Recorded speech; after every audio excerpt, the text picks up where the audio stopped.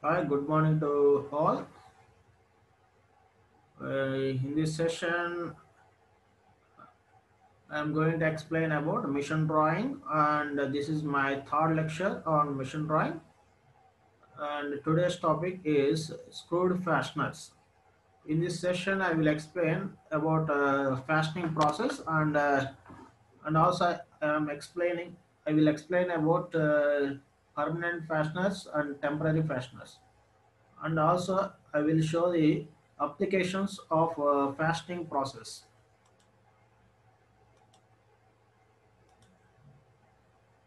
First of all, fasteners.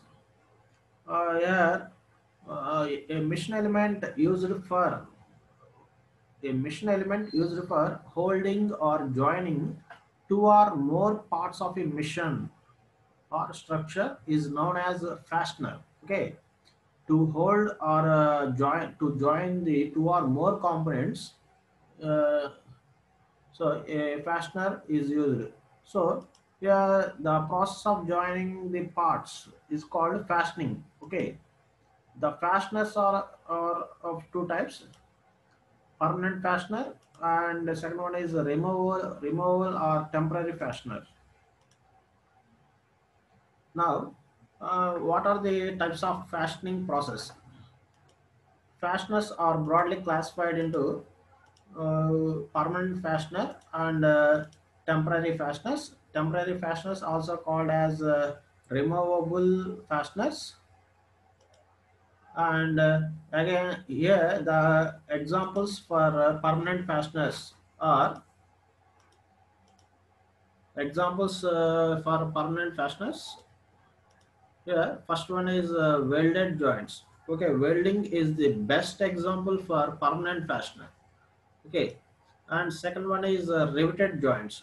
Okay, third one is soldering, fourth one is brazing. Okay, these are the examples for permanent fasteners. Like that, for temporary fasteners, the examples are: first one is screwed fasteners. These are real applications we have seen in daily life. Couplings, keys, quarter joints, and knuckle joint. These are the some examples for temporary fasteners. Okay. Now, riveting or riveted joints and welding process are used for fastening permanently. Okay, screwed fasteners such as bolts, studs, nuts, in combination, mission screws, set screws like keys, quarter joints, couplings are used for fastening components that require frequent assembly and disassembly. Okay. Screwed fasteners occupy the most prominent place among the removable fasteners. Okay, screwed fasteners occupy the most prominent place among the removable fasteners. In general, screwed fasteners are used to hold the parts together, to adjust parts with reference to each other, to transmit power from one shaft to another shaft. Okay, welded joints.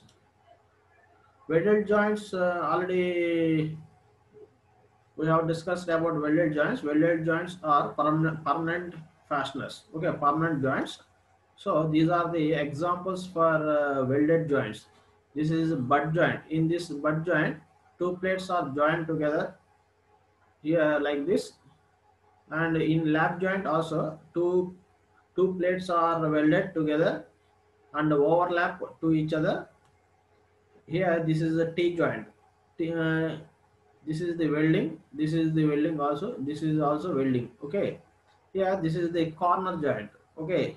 Corner joint. So we welded at a corner of the pieces. This is the edge joint. Okay. This is the edge welding joint. Okay. These are the some examples for welded joints. Now, similarly, these are the real applications of a welding process. This joint is also welding, this one also welding, here this one also welding. This welding is used to join two or more components together to form a complete structure.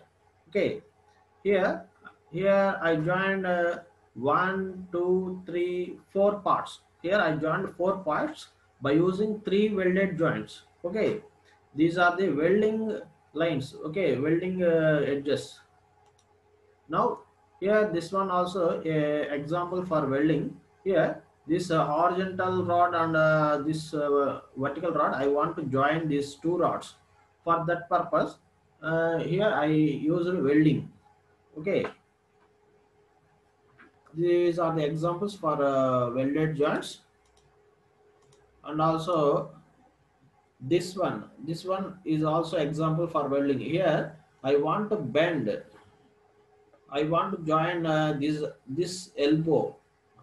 I want to join this elbow for two pipes. Here to join vertical pipe and horizontal pipe, I use a elbow. So here weldings are here. Here I welded these two pipes and these two pipes. Okay, this one also example for welding. Okay,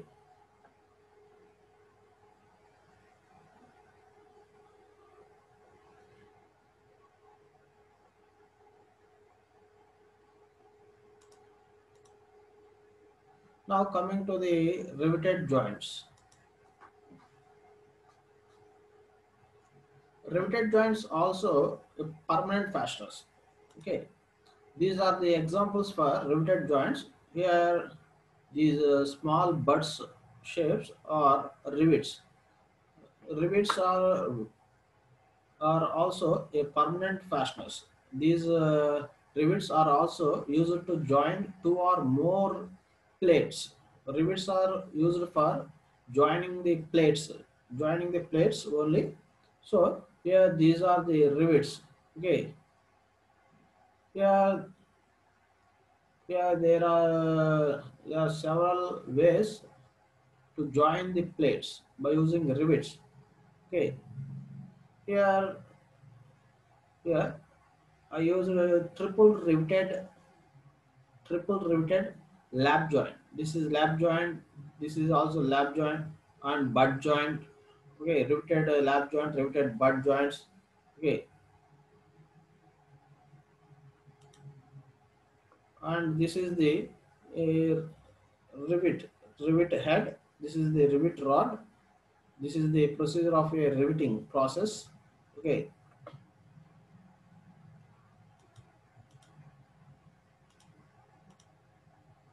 and these are also examples for rivets. Okay, this is the best example for riveting. These civil structures or bridges, for constructing civil structures and bridges, we are using rivets instead of welding. Okay, here these both are same. Here you can observe here, it is impossible to weld these big structure because welding is not suitable for large structures.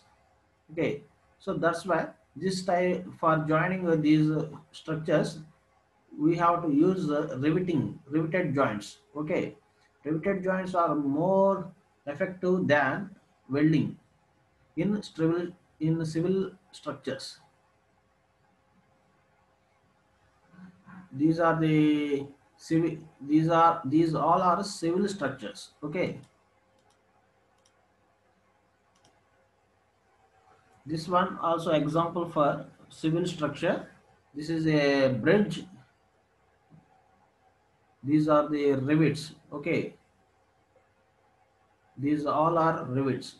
Okay, this one also example for rivets.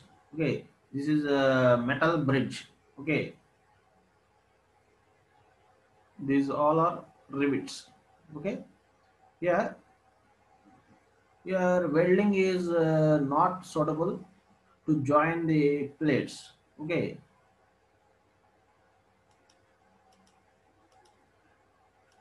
Now coming to the another one, that is soldering.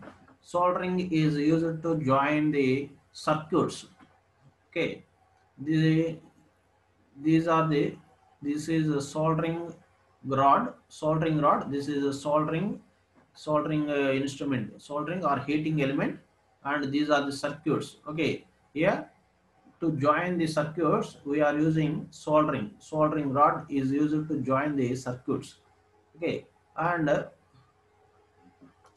and this is also example for soldering. Okay, these all are circuits. Okay, for joining the circuit boards we are using soldering only.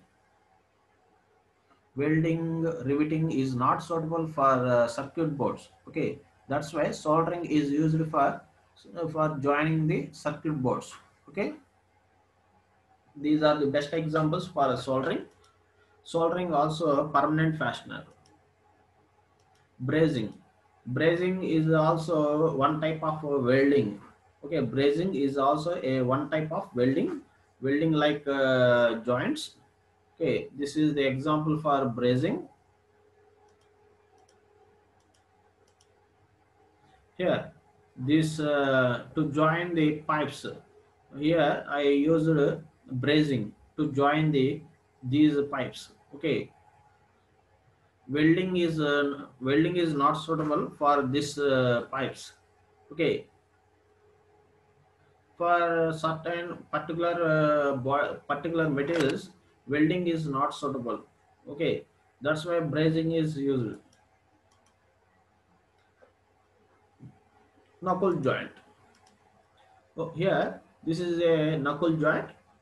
This knuckle joint is used to join two shafts. Okay, this one is one shaft, this one is other shaft. To join two shafts, knuckle joint, universal joint, couplings, Cotter joints are used to rotate the shafts. Okay, to transmit power from one shaft to another shaft, knuckle joint is used. Okay, this is the part drawings. These are the individual part drawings for knuckle joints. Okay, this is one eye end. This is two eye end. One eye means one hole. Two eye means two holes. Okay, two eye end or fork. This is one eye end, and this is a collar. This one is knuckle pin. Okay, these four parts are knuckle joint parts. Okay, these four parts are used to join the two shafts. This side we are connecting one shaft. This side we are connecting another shaft. Okay.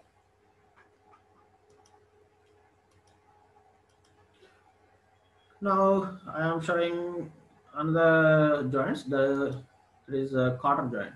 This is the disassemble view of a Cotter joint. Okay, these are the individual parts of a Cotter joint. Here, this is a sleeve. This is a sleeve, just like a hollow pipe. Okay, it consists of two Cotters. These two Cotters, rectangular shape pins are called Cotters. Okay, this cylinder is called one shaft. This cylinder also a one shaft. These two shafts having a socket holes. Okay, to insert the Cotter pins. Okay. So these Cotter joints also used to transmit power from one shaft to another shaft. Okay. So Cotter joints also same purpose for transmitting power from one shaft to another shaft. Okay. Now I am showing the assembled view of a Cotter joint. This is the assembled view of a Cotter joint. Okay. This figure is a disassembled view. That is a part drawings. This one is assembled view. Okay. This is the application of Cotter joint in industry. These Cotter pins are used to hold the shafts together. Okay. Now coming to the very important application in our real life, that is couplings.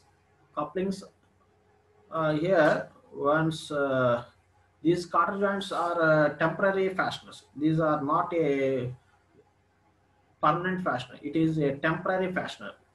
Okay. Now coming to the couplings. Couplings are also temporary fasteners. These are also used to join two shafts. Okay. Couplings are also used to join two shafts. Couplings also useful to transmit power from one shaft to another shaft. Yeah, this is the real application of a coupling in our domestic purposes. Here, this is a generator, this is a motor. To join the motor shaft and the generator shaft, we are using coupling. Coupling is used to join the motor shaft and the generator shaft to transmit the power from generator to motor. Okay, motor to generator. Okay, this is the real application in our real life. And another example is these are also couplings. Okay, these are steel couplings. Okay, couplings all are temporary fasteners.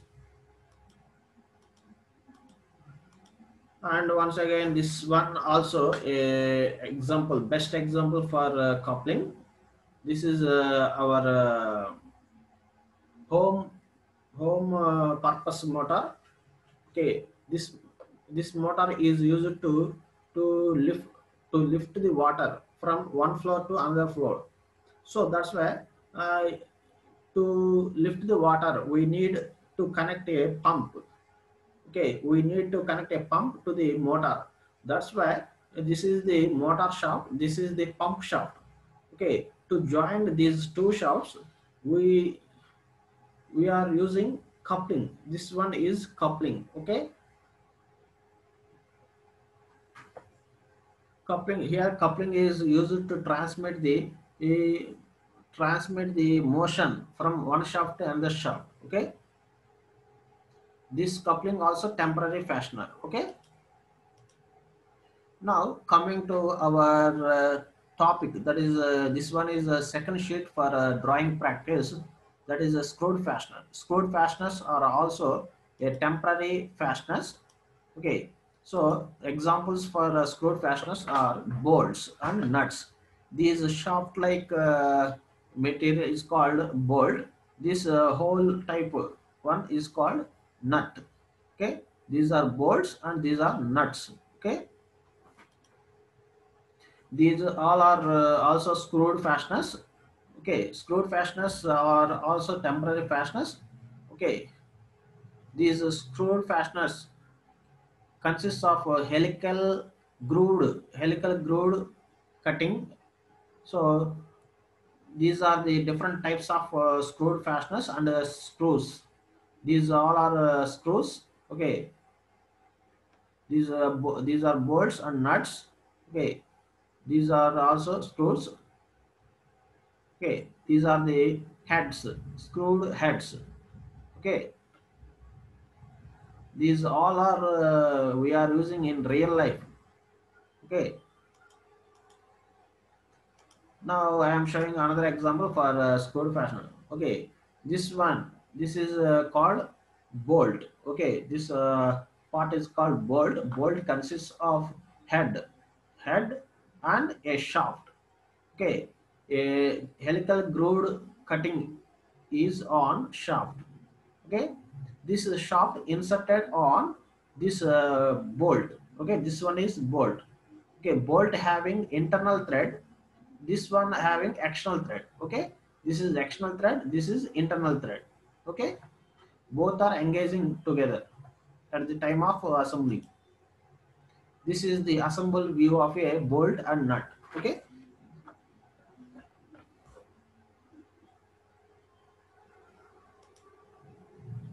now uh, these are the real applications in factories, and pipe connections. At the time of pipe connections, we need to join two pipes. It is impossible to weld together. Okay, welding is not suitable for these pipes because these are not welded. Okay, these pipes are not suitable for welding. Okay, so that's why at the, and also at the time of repairing time, we need to disassemble all the pipes. Okay, and so that's why bolts are suitable to disassemble. Okay, and these are also example for screw fasteners. Okay, to engage and disengage the screws.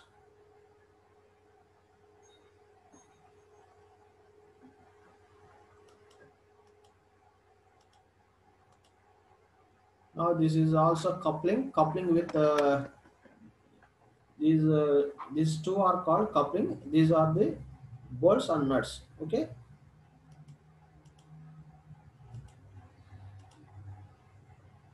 these are the another applications in civil structures. Okay, these are the bolts and nuts used to join plates in civil structures. Rivets are also using in civil structures. Okay, these are the bolts. These are the bolts to connect the this plate and this plate. Okay, these are also bolts and nuts. This is another example for screw fasteners. This one is also a civil structure. This one also a civil structure. At the time of assembly, welding is not suitable. Okay,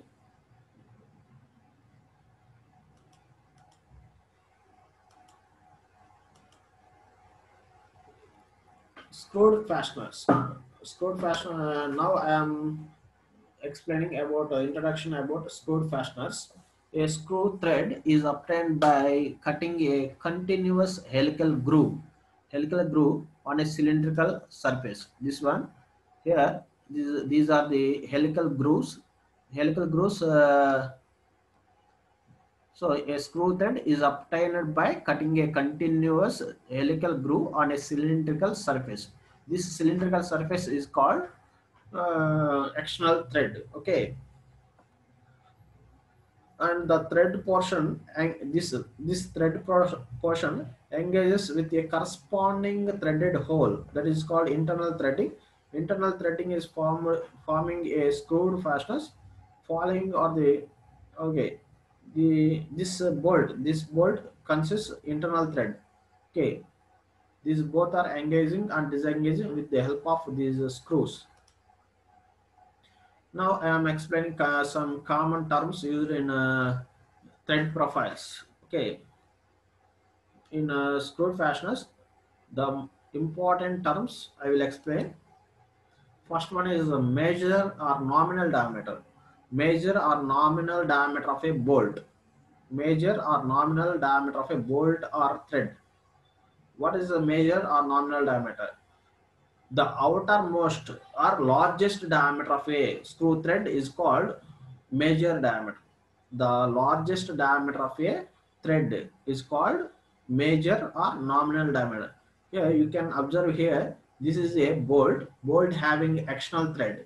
Okay, the outermost diameter of the thread is called major diameter. This one, okay, from top to the bottom the length is called major diameter or nominal diameter. Okay, and minor or core diameter. What is minor or core diameter? This is the smallest diameter of a screw thread. Okay, from here to here. Okay, from here to here, a solid shaft. Okay, so the diameter of this solid or core diameter is called minor diameter. Okay, this one is minor diameter, this one is major diameter of thread. Okay, you can observe here also,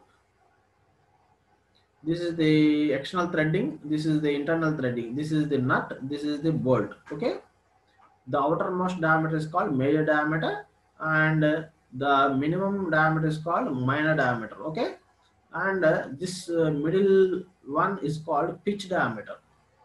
Okay,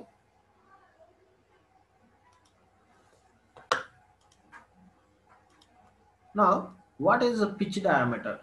Yeah, this one is the pitch diameter. What is that? What is the meaning of pitch? Okay, this is the pitch diameter. Is the diameter is an imaginary cylinder passing through threads at the points where the thread width is equal to the space between the threads. Okay, once again I repeat, pitch diameter. Pitch diameter of is an imaginary cylinder passing through the threads at the points where the thread width is equal to the space between the threads. Okay, now what is pitch? What is pitch? The distance between two successive thread profiles. Okay, the distance between two successive thread profiles is called pitch. Okay, here from here to here, pitch. From here to here, the length is pitch. Okay, for internal thread and external thread, both are same. Pitch is same. Okay, now what is lead? What is flank? What is the lead? Lead, it is the distance a screw advances axially in one turn. Lead means the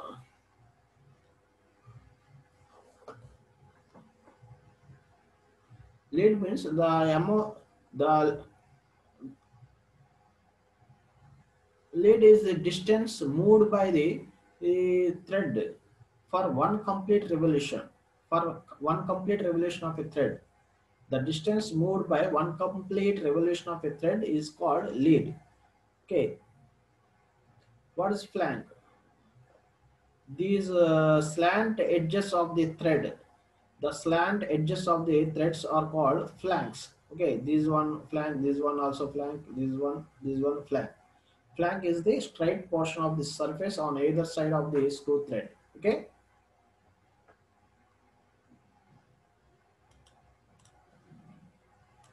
now what is crest and what is root? Okay, here these top surfaces. Okay, crest, it is the peak edge. This is a peak edge. This is also peak edge. This one also peak edge. Okay, it is the peak edge of a screw thread that connects the adjacent flanks at the top. Okay, that called crest. Okay, and now roots. What is a root? It is the bottom edge. This is the bottom edge. This is also bottom edge. This is also bottom edge of the thread. Bottom edge of the thread to connect the adjacent flanks at the bottom. Okay, so this bottom edge is called root. Okay, now what is the thread angle? What is the thread angle? This is the angle included between the flanks. It is the angle included between the flanks of the thread. Okay, so here you can observe here the angle between these two flanks. Okay, now here this one is for example, this one is one flank. Okay, this one is flank and this one also flank. So the angle between two successive flanks is called thread angle.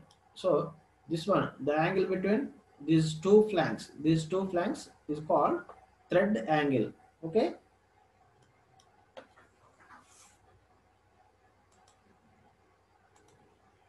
so you can observe here the angle between two adjacent flanks is called thread angle. Okay, it is very important for design of threads and thread profiles. It is very important. Okay, now what is a multi-start thread and what is the importance of multi-start threads? A single start thread consists of a single continuous helical groove. Okay, a single start thread consists of a single continuous helical groove for which the lead is equal to the pitch. Okay, lead means the distance moved by one complete revolution of a thread is called pitch, is called lead. Okay, for single start threads having single pitch, for multi start threads having multiple pitch. Okay, as the depth of the thread depends on the pitch, greater the lead desired, greater will be the pitch, and hence smaller will be the core diameter. Okay, smaller will be the core diameter, reducing the strength of the fastener. To overcome this drawback, multi-start threads are recommended. Okay, these are the examples for multi-start threads. Here you can observe here, these are the examples for V threads. Okay, these are the examples for V threads, and these are the examples for square threads. Okay, square threads having high strength than other threads. Okay, thread profiles are broadly classified into V buttress V, is square threads, warm threads, acme threads, British threads. Okay, these all are types of threads. Okay, now single and multi-start threads. In multi-start threads, lead may be increased by increasing the number of starts without increasing the pitch. Okay, for a double start thread, lead is equal to twice the pitch. For a triple start threads, lead is equal to thrice the pitch. Okay, in double start threads, two threads are cut separately starting at points. Okay, diametrically opposite to each other. In triple start threads, the starting points are 120 degrees apart on the circumference of the threads. Okay, now multiple start threads are also used wherever quick action is desired, as in fountain pens, automobile starters, arbor press spindles, hydraulic valve spindles, like that. Okay, these are the examples for multi-start threads. Now this is the example for left hand threading. This is the example for right hand threading. Okay, screw threads may be right hand or left hand depending upon the direction of the helix. Okay, these crossed lines are called helix. Okay, so threads are formed by grooving the uh,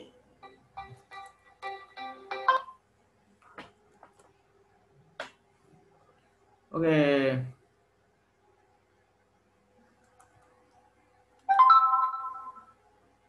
These are also example for external threads and internal threads. This is the example for external thread. This one is bolt having external thread. Okay, this is also a hollow shaft with external thread. This one also external thread. This is the example for internal thread. Okay, this hollow pipe having internal grooves. Okay, this one is called internal threading, and this is also example for internal threads. Okay, now how to represent external threads and internal threads in conventional way. Here I am showing how to represent external threads and internal threads. External screw thread. Okay, this is the actual diagram of a external screw thread. For it is a time consuming process to draw entire this diagram with these curves and these angles. It is very difficult to represent. It takes more time. So to overcome this problem, in machine drawing we are using conventional drawing. That is this is the diameter of a shaft. So this is the side view. Okay, this is the front view. Okay, front view is a rectangle. Here this middle one is like this. Then after you have to represent the depth of the threads. Okay, These horizontal lines represents depth of the threads. Okay. Now for separating for understanding internal thread and external thread, we are representing a separate circle on side view. Okay, this is the this is very important for representation of external thread and internal thread. This incomplete circle is used for external screw thread. Okay, this circle means external screw thread. Okay, this incomplete circle represents screw thread. Okay, if you are drawing a incomplete circle in a circle, that means external thread. Okay, these are the axes. Now how to represent for internal screw threads. This is the real diagram for internal thread. Okay,